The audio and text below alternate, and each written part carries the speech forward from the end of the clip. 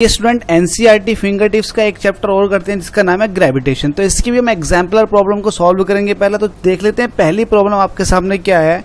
देखिए पहली प्रॉब्लम में आपसे कह रहा है the earth is an approximate sphere if the interior contain matter which is not of the same density, ठीक है, everywhere, then on the surface of the earth the acceleration due to gravity क्या होगा। आप पहले question को समझ लीजिएगा। Question क्या है, ये बोल रहे हैं कि अर्थ जो है वो एक अप्रोक्सीमेट स्फीयर है, ठीक है, स्फीयर है, लेकिन डेंसिटी अलग अलग है। यहाँ पर डेंसिटी कुछ और होगी, यहाँ पर कुछ और होगी, यहाँ पर कुछ और होगी। तो ये बताइएगा सरफेस पर जो एक्सेलरेशन ड्यू टू ग्रेविटी होता है, इट मीन्स स्मॉल जी की वैल्यू होती है, वो उसकी डायरेक्शन कैसी होगी और वो होगी खुद कैसी, मतलब सेम होगी या अलग अलग होगी, कुछ इस तरह का पूछना चाह रहा है। तो पहले इसके बारे में थोड़ा समझ लेते हैं। देखिएगा अगर हमारे पास एक स्फीयर है, ठीक है, अर्थ को मान लेते हैं ये स्फीयर, और ऐसा स्फीयर जिसके अंदर यूनिफॉर्म डेंसिटी है। डेंसिटी क्या है? Uniform density. जब डेंसिटी यूनिफॉर्म है, इट मीन जो डेंसिटी यहाँ है मटेरियल की वो यहाँ पर भी है, वो यहाँ पर भी है, वो यहाँ पर भी है। ईच एंड एवरी पॉइंट पर डेंसिटी क्या है? सेम है। तो अगर मैं यहाँ सेंटर की बात करूंगा तो सेंटर पर जी की वैल्यू कितनी होती है? ऐसे केस में 0 हो जाएगी। क्यों हो जाएगी? क्योंकि बाकी जितनी भी मास बॉडीज है ये सब इक्वल और अपोजिट फील्ड यहाँ पर क्रिएट कर रहे होंगे। दैट्स वाई नेट फील्ड जो आ जाएगी वो 0 आ जाएगी। जब नेट ग्रेविटेशन फील्ड 0 है तो नेट फोर्स भी यहाँ 0 आ जाएगा। जब नेट फोर्स 0 आ जाएगा तो यहाँ पर जी की वैल्यू भी 0 आ जाएगी, क्योंकि F इज इक्वल टू होगा mg।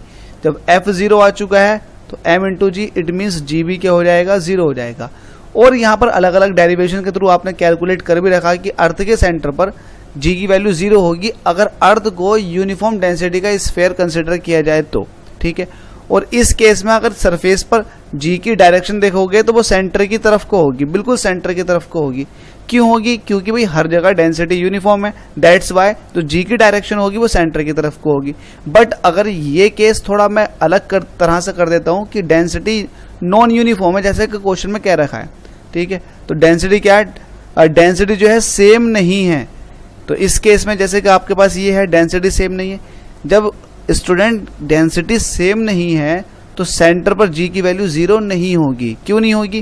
क्योंकि यहाँ पर अगर मास ज़्यादा है तो इसका ज़्यादा फील्ड होगा और यहाँ पर मास कम है तो इसका कम फील्ड होगा। दैट्स वाई यहाँ पर नेट फील्ड 0 नहीं निकल कर आएगा। इट मीन्स यहाँ पर जी की वैल्यू 0 निकल कर नहीं आएगी, ठीक है। तो इस बॉडी के अंदर अगर मैं कहीं भी जी की वैल्यू कैलकुलेट करूंगा तो जी जो है वो 0 के इक्वल कहीं पर भी नहीं आएगा। सरफेस पर भी देखूंगा तो सरफेस पर भी जी जो है 0 के इक्वल नहीं आएगा। बट अगर यहाँ डायरेक्शन अगर चेक करनी चाहे तो डायरेक्शन सेंटर की तरफ को नहीं होगी, भाई थोड़ा अलग हो सकती है। क्यों हो सकती है? जहाँ पर डेंसिटी ज़्यादा होगी तो डायरेक्शन जो होगी जी की उसकी तरफ को ज़्यादा होगी। तो इट मीन सेंटर की तरफ को डायरेक्शन तो नहीं होगी। तो ऐसा ऑप्शन चेक कर लेते हैं जहाँ पर जी जो है 0 नहीं है कहीं पर भी। तो पहला ऑप्शन क्या है? अगर डेंसिटी नॉन यूनिफॉर्म है तब जो ग्रेविटी है वो क्या होगा? Gravitational action will be directed toward the centre. Centre की तरफ को डायरेक्टेड होगा। भाई ये यूनिफॉर्म का केस था, सेंटर की तरफ को डायरेक्ट वाला मतलब पहला वाला, लेकिन सेंटर की तरफ को डायरेक्ट नहीं है नॉन यूनिफॉर्म के अंदर। तो हमारे पास क्वेश्चन तो नॉन यूनिफॉर्म का, तो इसका मतलब सेंटर की तरफ को डायरेक्टेड नहीं होगा जी। तो ये ऑप्शन हो जाएगा incorrect. Will have the same value everywhere. जी की क्या हर जगह पर सेम वैल्यू होगी? ऐसा बिल्कुल नहीं है। जहां पर डेंसिटी ज्यादा होगी वहां पर वैल्यू ज्यादा होगी। तो ये वैल्यू भी, ये ऑप्शन भी आपका गलत हो जाएगा, ठीक है। सी ऑप्शन को देखते हैं, विल बी सेम एवरीवेयर। जी की वैल्यू सेम होती है? बिल्कुल नहीं। डी हो जाएगा बिल्कुल सही। Can not be 0 at any point. कहीं पर भी 0 निकल के नहीं आएगी, चाहे आप बाहर कैलकुलेट कर लो या अंदर कैलकुलेट कर लो। तो ये आपका बिल्कुल सही हो गया डी ऑप्शन। आई होप आपको ये क्वेश्चन समझ में आ गया होगा।